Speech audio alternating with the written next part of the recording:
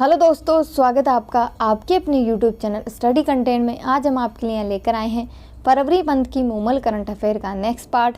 अगर आपने पिछले वाले पार्ट नहीं देखे हैं तो देख लीजिएगा जा करके, और अगर आप हमारे चैनल पर पहली बार विजिट कर रहे हैं तो चैनल को सब्सक्राइब कर दीजिए और पास में बेल आइकन का बटन है उसे प्रेस कर दीजिए ताकि आने वाली वीडियोज़ की नोटिफिकेशन सबसे पहले आपको प्राप्त हो सके। आपको वीडियो को बिना स्किप किए एंड तक देखना है, ठीक है, क्योंकि ये करंट अफेयर आपके एग्जाम पॉइंट ऑफ व्यू के लिए मोस्ट इम्पोर्टेंट है। इसमें फर्स्ट क्वेश्चन है कि जल मेट्रो परियोजना शुरू करने वाला भारत का पहला शहर बना है, तो ये बना है कोच्चि। ठीक है, याद रखना, इम्पोर्टेंट है ये क्वेश्चन। जल मेट्रो परियोजना शुरू करने वाला भारत का पहला शहर बना है कोच्चि बना है, और कोच्चि कहाँ है? केरल में है। ठीक है, जल मेट्रो यानी कि जल में मेट्रो नहीं चलाई जा रही है। ठीक है, ये नाव है जो कि जल में चलाई जा रही है, उस नाव को ही जो है मेट्रो कहा गया है। ठीक है, उस नाव का नाम है मुजिरिस। नाव का नाम भी याद रखना है आपको, नाव का नाम है मुजिरिस नाव है जो चलाई जा रही है, और बहुत सारी नावें हैं जो चलाई जा रही है, उन नावों को ही वाटर मेट्रो जो है कहा गया है। ठीक है, नेक्स्ट क्वेश्चन है कि देश का पहला गांव जिसे सैनिटरी नैपकिन मुक्त जो है घोषित किया गया है, तो ये किया गया है कुंबलांगी गांव है केरल का। इम्पोर्टेंट है ये क्वेश्चन भी। देश का पहला गांव जिसे सैनिटरी नैपकिन मुक्त घोषित किया गया है तो कुंबलांगी गांव केरल का है, उसे सैनिटरी नैपकिन मुक्त घोषित किया गया है। ठीक है, इस गांव की महिलाएं जो हैं जिनकी उम्र 18 साल से ज़्यादा है, उन महिलाओं को जो है मेंस्ट्रुअल कप है जो बांटे गए हैं, और इस गांव को सैनिटरी नैपकिन मुक्त गांव है जो घोषित किया गया है। ठीक है, नेक्स्ट क्वेश्चन है इसमें कि भारत की वन रिपोर्ट, और इस क्वेश्चन को है ना जो स्किप कर रही हूँ अभी के लिए, क्योंकि मैं इस क्वेश्चन को कल करवाऊँगी, क्योंकि आपको ये इसमें है ना जो कुछ एक जगह लिखी हुई है सारी चीज़ें, तो शायद आपको समझ ना आए, इसलिए इस क्वेश्चन को मैं कल करवाऊंगी। अपने खुद के हैंड रिटन नोट्स बना करके मैं आपके लिए वन रिपोर्ट का एक अलग से वीडियो बना दूंगी, और आपको बोरिंग नहीं लगेगा वो। ठीक है, अगर यहाँ पर अगर आपको ये करंट अफेयर पढ़ाई जाएगी तो अभी आपको ये बोरिंग लगेगा वीडियो बिल्कुल भी, और आप देख ही नहीं पाओगे। ठीक है, क्योंकि सारी चीज़ें इसमें मिक्स की हुई है। ठीक है, तो इस क्वेश्चन को अभी के लिए स्किप किया जा रहा है, इसका वीडियो बना करके मैं कल डाल दूंगी। ठीक है, नेक्स्ट क्वेश्चन है कि 1 जनवरी 2022 को केंद्रीय शिक्षा मंत्री धर्मेंद्र प्रधान ने किस 100 दिवसीय पठन अभियान की शुरुआत की है, तो ये की है पढ़े भारत। इम्पोर्टेंट है ये क्वेश्चन, याद रखना। ठीक है, ठीक है, नाम से ही पता चल रहा है कि पढ़े भारत यानी कि पढ़ाई से संबंधित जो है सारे कार्य इसमें होंगे। ठीक है, अब इसमें क्या किया जाएगा कि पढ़ाई को कैसे जो है सरल बनाया जाए, और कैसे बच्चों को जो है पढ़ाई की तरफ उनको प्रोत्साहित किया जाए, उन सारे तरीक़ों को जो है सिखाने का प्रयास किया जाएगा इसमें। साथ ही इसमें राजस्थान में जो है जो परीक्षा परिणाम है उनको अच्छा बनाने के लिए स्टार कार्यक्रम जो है चलाया गया है। स्टार की फुल फॉर्म याद रखना, set to augment result, set to augment result. Next question है कि 7 से 8 जनवरी 2022 के मध्य ई गवर्नेंस पर 24वां राष्ट्रीय सम्मेलन कहाँ आयोजित किया गया है, तो ये कहाँ आयोजित किया गया है?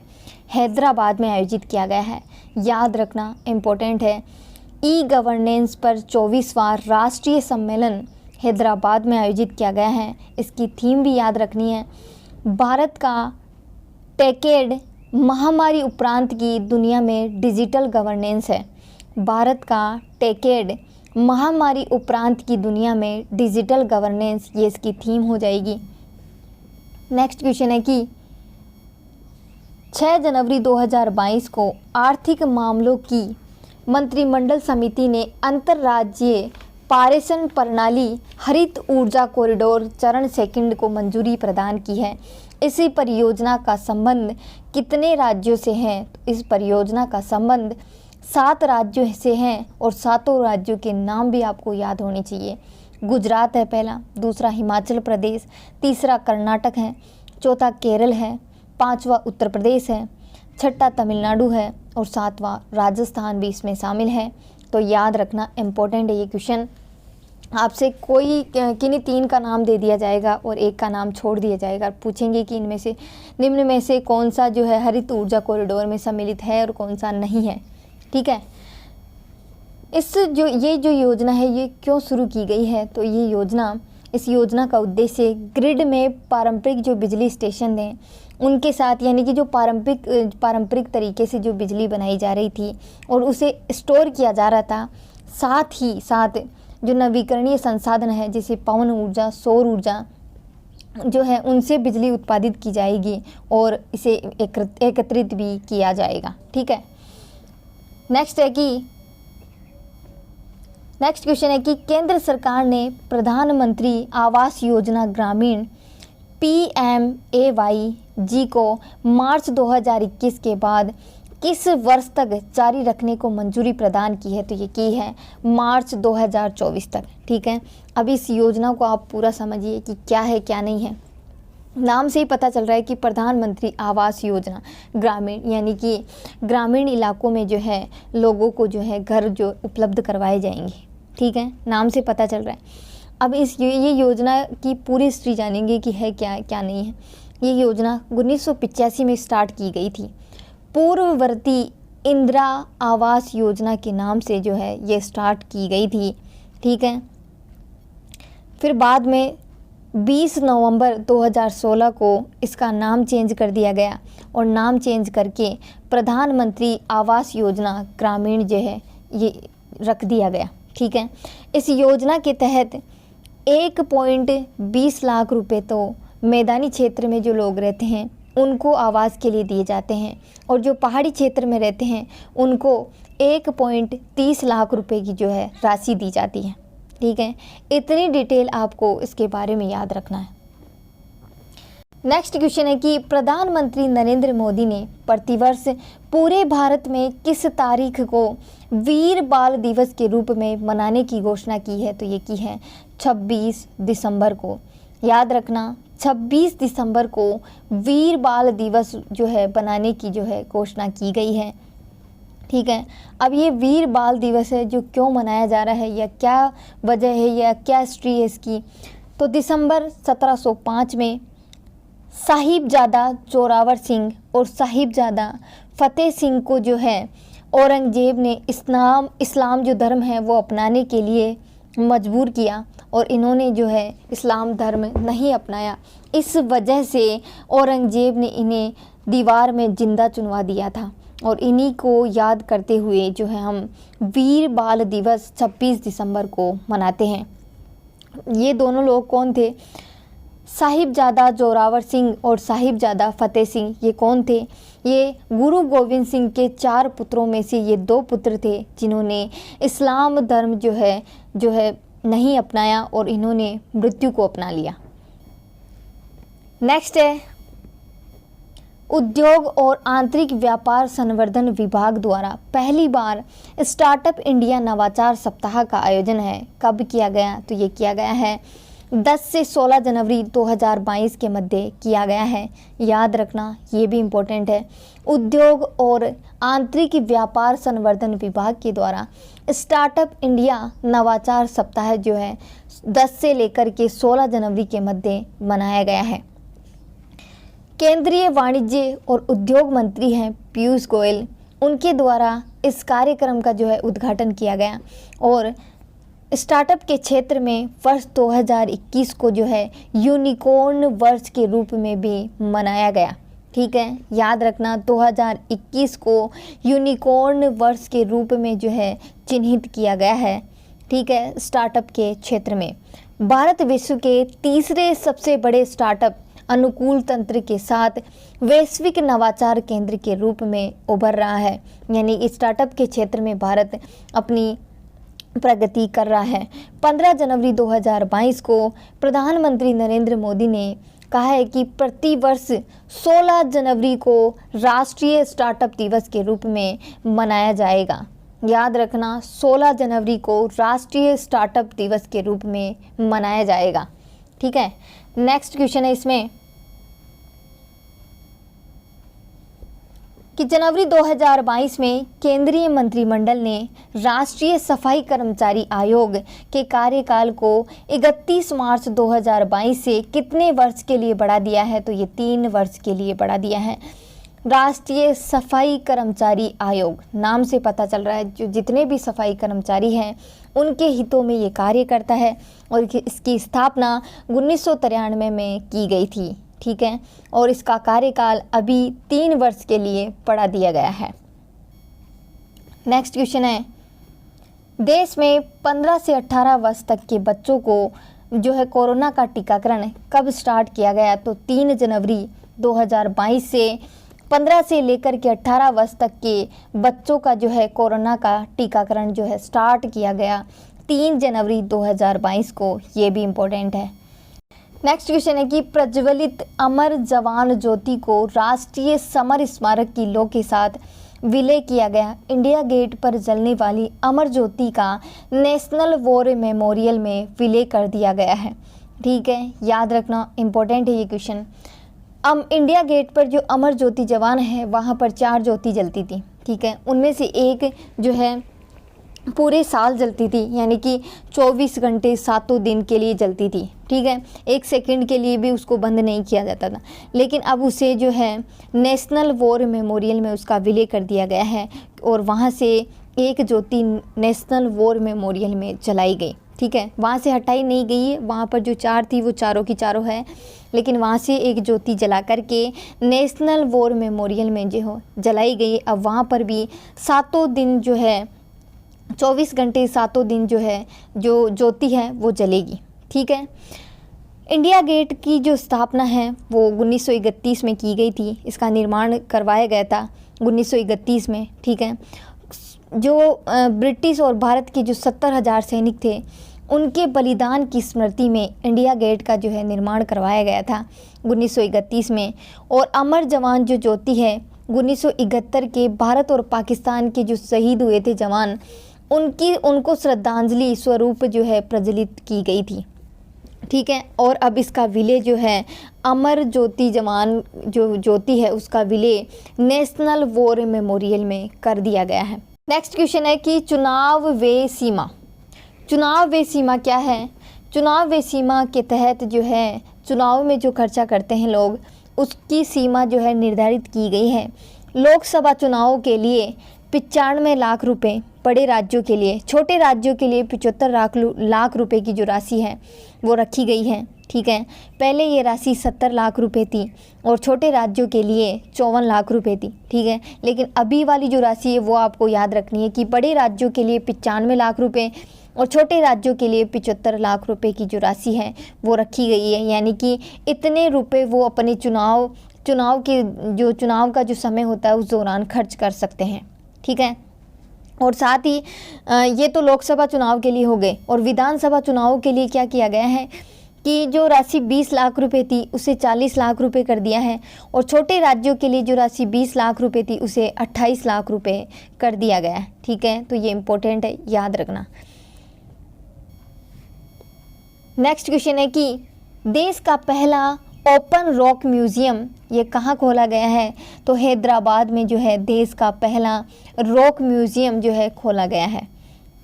नेक्स्ट क्वेश्चन है कि भारतीय तटरक्षक बल के नए महानिदेशक, तो ये नए महानिदेशक कौन बने हैं? BS पठानिया बने हैं। ये हैं BS पठानिया और यही भारतीय तटरक्षक बल के महानिदेशक बने हैं। भारतीय तटरक्षक बल के ये 24वें महानिदेशक के रूप में अपना पद जो है ग्रहण करेंगे। नेक्स्ट क्वेश्चन है, भारत के राष्ट्रपति की बांग्लादेश की यात्रा 15 से 17 दिसंबर 2021 के मध्य भारत के राष्ट्रपति रामनाथ कोविंद बांग्लादेश की राजकीय यात्रा पर रहे। अपनी इस यात्रा के दौरान उन्होंने बांग्लादेश के 50वें विजय दिवस समारोह में भी भाग लिया। ठीक है, इम्पोर्टेंट है ये चीज़ भी। बांग्लादेश के राष्ट्रपति मोहम्मद अब्दुल हमीद हैं और बांग्लादेश की प्रधानमंत्री शेख हसीना है। नेक्स्ट क्वेश्चन है कि विश्व की 100 प्रेरक महिलाओं की सूची में भारत की मुग्धा व मंजुला भी, यानी कि विश्व की 100 प्रेरक महिलाओं की सूची जारी की गई, उसमें से भारत की 2 महिलाएं मुग्धा और मंजुला भी जो है इसमें चुनी गई हैं। सबसे अधिक अफ़गानिस्तान की 50 महिलाएं, इस सूची में जो है 50 महिलाओं ने जगह बनाई है अफ़गानिस्तान की, जो कि सबसे अधिक है, ठीक है। और इसमें भारत की 2 महिलाएं हैं, मुग्धा कालरा और मंजुला प्रदीप, इन्होंने भी अपना स्थान जो है यहाँ पर दर्ज किया है, ठीक है। इतनी ही चीज़ आपको याद रखनी है इसके बारे में। नेक्स्ट क्वेश्चन है कि लोक लेखा समिति का शताब्दी वर्ष समारोह बनाया गया। अब शताब्दी वर्ष क्या है क्या नहीं है, लोक लेखा जो समिति है उसने अपने 100 वर्ष जो है पूर्ण कर लिए हैं, ठीक है। लोक लेखा समिति है उसका जो गठन है 1921 में किया गया था और 2021 में उसने अपने 100 वर्ष कंप्लीट कर लिए हैं, ठीक है। और इस समारोह का आयोजन संसद के केंद्रीय कक्ष में जो है आयोजित किया गया ये समारोह है। और बात करें लोक लेखा समिति के सभापति का, तो अधीर रंजन है लोक लेखा समिति के सभापति। नेक्स्ट क्वेश्चन है कि चार धाम सड़क परियोजना, चार धाम सड़क परियोजना क्या है। इस परियोजना के तहत उत्तराखंड के जो 4 प्रमुख धाम हैं या तीर्थ हैं, यमुनोत्री, गंगोत्री, बद्रीनाथ और केदारनाथ का जो है उनको जो है सड़कों से जोड़ा जाएगा और उनकी जो सड़क है उसको डबल लेन में किया जाएगा, यानी कि वहाँ जो है दुर्घटनाएं होती रहती हैं तो उनकी सुरक्षा को लेकर के उसको डबल लेन में जो है किया जाएगा। इस परियोजना का पूर्व नाम ऑल वेदर रोड प्रोजेक्ट था, जिसे अब 4 धाम सड़क परियोजना में जो है बदल दिया गया है, ठीक है। याद रखना इम्पोर्टेंट है ये भी। नेक्स्ट क्वेश्चन है कि भारतीय प्रवासी दिवस, 9 जनवरी को भारतीय प्रवासी दिवस मनाया जाता है। अब ये क्यों मनाया जाता है, क्योंकि 9 जनवरी 1915 को महात्मा गांधी दक्षिण अफ्रीका से भारत वापस आए थे और उन्हीं की याद में और भारतीय प्रवासी दिवस 9 जनवरी को प्रतिवर्ष मनाया जाता है, ठीक है। नेक्स्ट क्वेश्चन है कि भारत में चीतों के पुनर्वास के लिए कार्य योजना, ठीक है। इस योजना के तहत क्या किया जाएगा कि दूसरे देशों से जो है 50 चीते जो है हमारे राष्ट्रीय उद्यानों में ला कर के जो है रखे जाएंगे। 1952 में भारत में जो है चीता लुप्त घोषित कर दिया गया था, ठीक है। और उनकी संख्या को उन्हें वापस से लाने के लिए 50 चीते जो है दूसरे देशों से जो ला कर के हमारे राष्ट्रीय उद्यानों में रखे जाएंगे। नेक्स्ट क्वेश्चन है कि बिरजू महाराज, कौन है बिरजू महाराज, ठीक है। ये हैं प्रख्यात कथक नृत्य सम्राट हैं और इनको देश के दूसरे सर्वोच्च नागरिक सम्मान पद्म विभूषण से भी सम्मानित किया गया है। बिरजू महाराज जो है लखनऊ घराने से संबंधित थे, याद रखना बिरजू महाराज लखनऊ घराने से संबंधित थे। नेक्स्ट क्वेश्चन है कि 25वां राष्ट्रीय युवा महोत्सव मनाया गया। 12 से 13 जनवरी 2022 को राष्ट्रीय युवा महोत्सव जो है मनाया गया और कहाँ मनाया गया है, पुडुचेरी में मनाया गया है। याद रखना 25वां राष्ट्रीय युवा महोत्सव पुडुचेरी में मनाया गया है और इसकी थीम इम्पोर्टेंट है, सक्षम युवा सशक्त युवा, सक्षम युवा सशक्त युवा, ये इसकी थीम हो जाएगी। नेक्स्ट क्वेश्चन है कि जनरल विपिन रावत स्कूल, उत्तर प्रदेश के मुख्यमंत्री योगी आदित्यनाथ ने मैनपुरी जिले में स्थित सैनिक स्कूल का नाम परिवर्तित करके जो है जनरल विपिन रावत के नाम पर जनरल विपिन रावत सैनिक स्कूल है वो कर दिया है, ठीक है। नेक्स्ट क्वेश्चन है कि ब्रिक्स देशों के शेरपाओं की पहली बैठक हुई और इस बैठक की अध्यक्षता चीन ने की है। याद रखना ब्रिक्स के देशों की शेरपाओं की पहली बैठक हुई है, उस बैठक की अध्यक्षता चीन ने की है। याद रखना ये क्वेश्चन पूछा जाता है। नेक्स्ट क्वेश्चन है कि जागरूक वोटर अभियान है वो चलाया गया। जागरूक वोटर अभियान 5 राज्यों में चलाया गया है, पंजाब, उत्तराखंड, उत्तर प्रदेश, गोवा और मणिपुर में है। विधानसभा चुनाव 2022 से पहले मतदाताओं को सशक्त बनाने के लिए जागरूक वोटर अभियान है जो चलाया गया है, ठीक है। इसका उद्देश्य अपना वोट डालने से पहले लोगों को सही ज्ञान करवाना है, उन्हें सशक्त बनाना है कि वो अपना जो वोट है वो सही तरीके से डाले, सही लोगों को चुने, ठीक है। 25 जनवरी 2022 को 13वां राष्ट्रीय मतदाता दिवस है जो बनाया गया। 25 जनवरी 2022 को 13वां राष्ट्रीय मतदाता दिवस है जो मनाया गया। ठीक है, नेक्स्ट क्वेश्चन है कि मिशन अमानत जो है भारतीय रेलवे के द्वारा स्टार्ट किया गया है। भारतीय रेलवे के पश्चिमी रेलवे क्षेत्र के रेलवे सुरक्षा बल ने रेलवे यात्रियों के जो रेल में जो लोग यात्रा करते हैं उनका जो सामान खो जाता है उन्हें वापस करने के लिए जो है एक वेबसाइट स्टार्ट की गई है और उस वेबसाइट के थ्रू जो है उनका जो सामान है उनको वापस जो है दिलाने में मदद मिलेगी। ठीक है, नेक्स्ट क्वेश्चन है कि दिसंबर 2021 में प्रधानमंत्री नरेंद्र मोदी को किस देश के सर्वोच्च नागरिक सम्मान से सम्मानित किया गया? तो ये भूटान के सर्वोच्च नागरिक सम्मान से सम्मानित किया गया है और उस पुरस्कार का नाम है ऑर्डर ऑफ द ड्रग ग्लाइपो। याद रखना, इंपॉर्टेंट है ये क्वेश्चन। नेक्स्ट क्वेश्चन है कि चीफ ऑफ स्टाफ कमेटी के अध्यक्ष बने हैं, तो ये बने हैं मनोज मुकुंद नरवणे। ठीक है, जनरल विपिन रावत जो कि भारत के पहले CDS थे, उनके निधन के बाद चीफ ऑफ कमेटी के जो अध्यक्ष हैं मनोज मुकुंद नरवणे को बनाया गया है।